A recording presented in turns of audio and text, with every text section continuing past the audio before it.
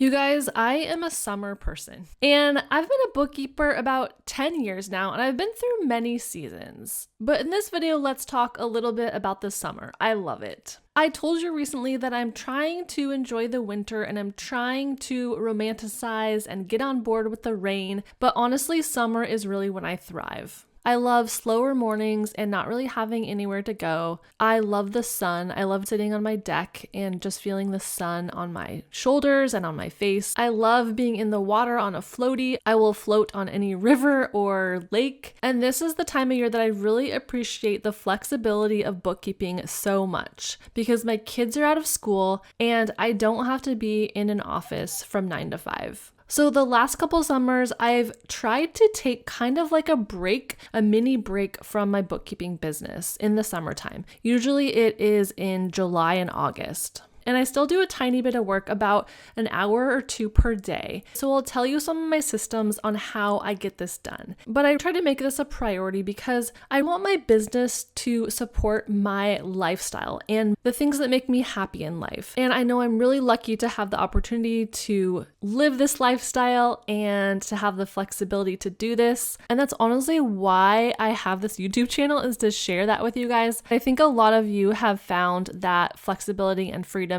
with bookkeeping as well. Let's get into my summer plan for my bookkeeping business. So let's talk about how to create a summer version of your bookkeeping business. And for me personally, this really looks like simplifying. So in the summer, I'm not starting any new projects. I'm probably not taking on any new clients. I have much shorter work blocks and I only do the very most essential tasks. So this is what I'm thinking right now for my summer schedule. I think I'm gonna work when I first get up. So my plan is to sit at my computer around 7 a.m. and then work until 9 a.m. So just 2 hours a day, probably 5 days a week. 10 hours should be good. And of course I can flex time a little bit here and there if I need to. And the reason I chose first thing in the morning is a few reasons. First of all, that is when I'm the clearest. I've always been the most productive and I can work the best first thing in the morning. So I think I'll do my best work. I think it'll get my day off on a good foot. So if I get a few things checked off my list first thing, and then even if the rest of my day is pretty relaxed, I think that'll feel really good to me. Also, it's kind of like I forget the phrase, but it's like a moving stone keeps rolling or something. If you start going, then a lot of times you'll continue going. So if I get into some work that I really need to keep doing, then it's easier for me to kind of continue versus if I do some other things first and then start working at 1 p.m. or something, it's harder for me to get that motivation and that momentum at that point. And I can get mentally derailed kind of easily, just motivation wise. Even today, my really kind friend stopped by with a banana bread and a thank you note, and we chatted for 45 minutes to an hour, and then it took me almost a whole nother hour to get back into work mode and keep working. So with things like that, I think I'll just do better first thing in the morning. Last summer, my plan was to have my kids hang out with my mom 1 full day per week. So every Tuesday would be my work day, and I'd work an 8-hour day on Tuesdays.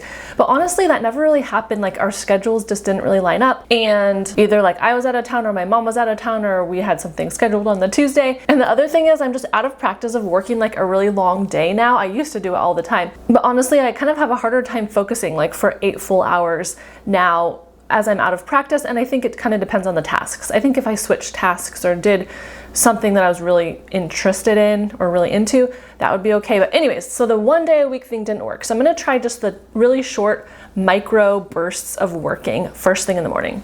Let me know in the comments what time of day you like working, and if you like working in shorter bursts or just longer chunks. Another thing I kind of like with that is I'm doing a little bit of habit stacking with drinking my coffee. So I pretty much drink coffee every single day at 7 a.m. So I'm picturing myself grabbing my coffee, going to my office and having a nice little couple hours of work. And my kids now will be 10 and 13, so they're old enough to kind of do their own thing.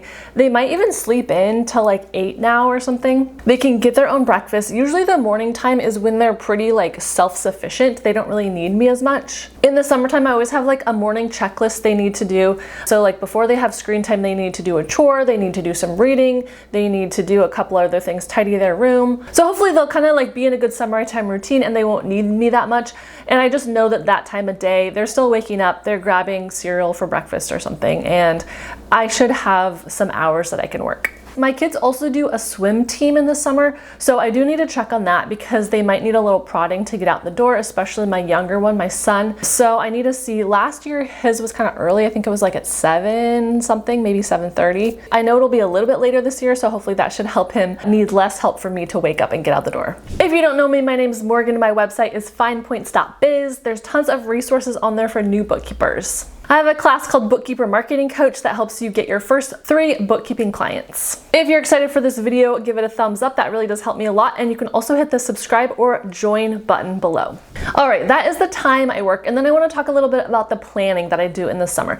So it's pretty similar to what I do during all of the year. But you guys have heard me talk about it before. I forgot to grab my planner, but I have this thick planner. And basically at the beginning of the week, I'm always thinking about the week ahead. So usually a Monday or Sunday night, I'll look at my week ahead, I'll take my phone and I'll see what do I have coming up this week and I'll write it all out on the calendar. So I'll look at the week view, I'll be like, I need to plan this carpool to soccer, I need to get childcare for this day, I need to make sure my husband could be home here or whatever. I kind of loosely figure out my week, and that includes work stuff as well. So for work stuff, usually I'll make a categorized to-do list and I'll have a work section with maybe like 5 to 7 things, and then I'll have like a home section, maybe a kids section, or whatever else is going on. So I kind of brain dump it all one time once a week, and then the night before I fill out my hourly or like my block schedule for the next day. And that's when I really remind myself, oh, I have that client call at 9 a.m. so I need to remember to do that. Oh, I have a payroll deadline at 4 p.m. Need to make sure I have everything, finished with that. And as just a side note, I'm not sure if I mentioned earlier, when I'm simplifying my schedule, I tend to not have meetings in the summer for the most part. None of this is like set in stone. But if I'm just breaking down my bookkeeping business to like the bare essentials, I'm just doing like categorizing, reconciling, sending reports, and any like emergency client communication, but no projects, no meetings, no like specialty things, no onboarding, none of that. And we will talk about marketing. I have like 5 questions at the end, like, should I keep doing marketing? Like, is summer a good time to start a bookkeeping business? All that kind of stuff. So those are like some FAQs that I'll do at the end. So I really like this system for remembering what I have going. And I actually have a friend who really struggles with like remembering all the tasks she has to do. And I kind of was nicely like telling her that everyone struggles with remembering what they have to do. And yes, some people do more than others. But for me, because I write it down at the beginning of the week and I have my week overview, and then I remind myself the night before and I write it down again. I'm writing everything twice pretty much, which might sound like overkill, but it does help me like remember it and cement it in my brain and prepare for things, so that if I'm going to a potluck, I'm like, oh, I have to bring this dish. If there's a birthday party, I have to get the birthday present. Really reviewing my calendar and my to-do list a lot is kind of a simple hack to staying organized. All right, so we talked about simplifying your business. We talked about my schedule that I'm planning on using this summer. So now let's talk about motivation, because honestly, I really struggle with that in the summer. I think just because the schedule is more chaotic, we do more vacations, my kids are home, and with all that, I just have more trouble focusing on work and being motivated to work. So one of my tips for that, I've kind of already alluded to it in this video, is don't focus as much on actual motivation, but habits. So like I said, plan out your schedule. I'm working when I'm fresh. I'm planning out my day the night before so that my brain kind of has time to like think about it and be somewhat motivated to do it the next day. Like, okay, I know I'm gonna open QuickBooks at 7 a.m. tomorrow and I'm gonna work on this client's books. I also have like a bare minimum of what I wanna get done. And so usually for me, that looks like a 3-item to-do list. And so that could be, I wanna categorize in QuickBooks for 30 minutes. I wanna reply to this one email that's been bothering me. And I wanna send this report to this client. So 3 things that are pretty simple and attainable. And I'd say 75% of the time, I do get my 3 items done each day. And that feels really good, really accomplished. I used to just make like a giant to-do list and then I would never get everything done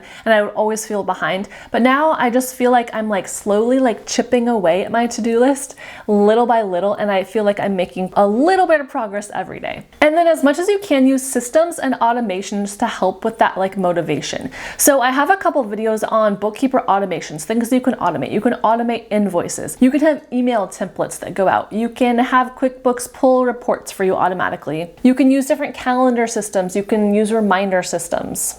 So if you feel like stuff is still continuing to get done for you and your business, even without you being the one to do it, that is actually really motivating to me as well. And as you know, I have contractors. I have a couple contractors that work for me part-time. You can have that too as a bookkeeper. Even if you're just starting and that sounds outlandish right now, in a year or two, that might not be as out of the question. You might be able to have a bookkeeper that is working for you a couple hours a week and helping you with tasks, or a virtual assistant that can help you with a few things. And then it does give you the feeling of, oh, I'm still being productive, even if, I'm not sitting at my computer all day. And then before I get into those frequently asked questions that I mentioned, my other point is that I'm going to give myself a lot of grace this summer. And I talked about this kind of in the intro to this video. But the whole reason I started bookkeeping is because I wanted a flexible job. I wanted to earn a little bit of extra money, but not be stressed. And I wanted to be able to spend time with my kids. We built this little cabin by the river, and we want to be able to spend time there and not like worry about working constantly while we're there, but really enjoying it while the sun is shining. Because now we can go there in the winter when it's raining, but really the summertime is the time that we really like thrive there and we love it there. So if the guilt kind of starts to creep in for me and I'm like, I'm not working enough or I'm feeling behind, I do try to go back to the baseline of why I started my bookkeeping business and remember that like mission statement or the why of my business. All right, so here are some frequently asked questions. Will I lose clients if I work less? This is obviously kind of like the fear or like the trade-off. Like you feel like you're behind, you feel like your clients are going to get mad. In my experience, if you just like take the summer off or reduce your work a lot in the summer, your clients are going to be totally fine. They probably are working a little bit less in the summer as well. Especially, I'd say big things are communicate this. So communicate your like new office hours if you have, different hours that you won't be able to respond to them as quickly perhaps. Another thing I find is clients just tend to stick around. Like there's a big barrier for them to, or it's a lot of effort for them to have to find a new bookkeeper, to find someone and hire someone and train someone new. So not that you want to take advantage of that and do a bad job, because you want to do obviously the best for your clients. But if you're doing like minimal work for them for 2 months of the year, I don't think that they will care. And really what they care about is, I think, consistency, communication, like I mentioned, and then that their books are done really by tax time. I do get my clients' books done every single month.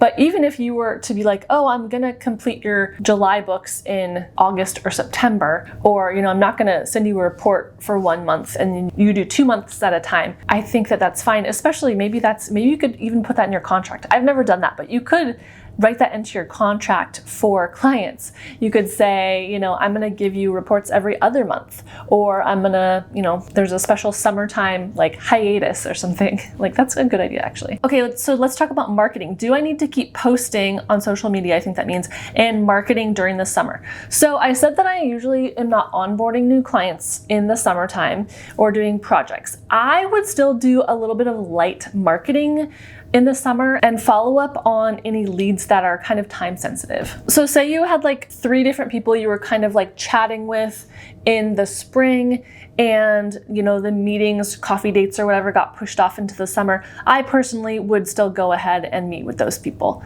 And of course that depends on what's going on with your life. Maybe you work full time and so it's not feasible with cutting back in the summertime. So I'd say do some light marketing if you can, but also it's kind of like the Christmas thing. People are like, let's circle back after the holidays. If you need to circle back after summertime, that's okay too. Usually people understand. And as far as posting on social media, depending on what your strategy is, I would still do a light version of that. So maybe you used to post twice a week, cut it down to once a week. And a lot of times you can schedule those things ahead of time. So even for YouTube, I don't know if I'm going to be very good at it this time, but I try to film about 2 months of videos ahead of time. So in the spring, like now, I'm trying to film ahead, and so that I'll have videos to post during the summer. And so that'll be like one less thing I'll have to worry about. All right, next one, is summer a bad time to start a bookkeeping business? I have a whole video on when the best time to start a bookkeeping business is. I think I said in the fall, but honestly, any time that you are actually going to be motivated and do it is the best time to start a bookkeeping business, in my opinion. So if you're motivated in the summer and you're like, it's sunny, I want to go on the patio and do my bookkeeper training, that is great. And of course, I'm only speaking about the weather where I live, where we always want to go outside. I know if you live in like Palm Springs or Arizona, you want to stay inside during the summer. So of course, this is very like location dependent. The thing I do kind of like about fall or summer, even if you're getting a little bit slower into it, slower start, is that I think a lot of clients are looking for bookkeepers in the first of the year, so January, February, because they're worried about their taxes. If you kind of start around summer, fallish, then, you know, it gives you a couple months to get on your feet, get going, learn some stuff, set up your business before clients are really looking for you. And shameless plug, I have a class that helps you start your bookkeeping business in 30 days. It's called Bookkeeper Business Coach, and you can find all that info in my description box. I tried to make it pretty affordable for beginners, and there's lots of more resources in my description box and also on my website, FinePoints.biz, if you are a beginner bookkeeper wanting to get started. Okay, what if I need consistent income but I want to work less?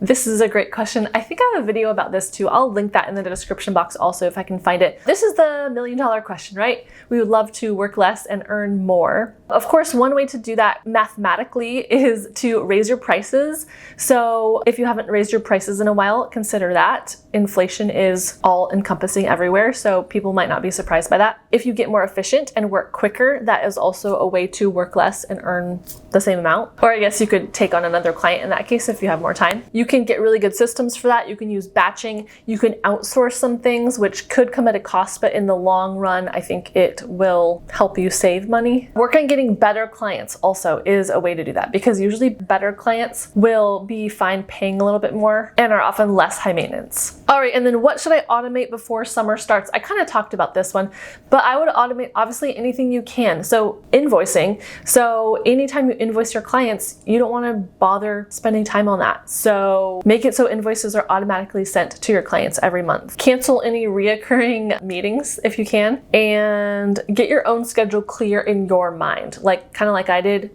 I'm like, okay, I'm gonna work this time in the summertime and I'm gonna communicate with my clients, tell them when I'm gonna work. All right, thanks for staying till the end. Don't forget to give this video a thumbs up and subscribe.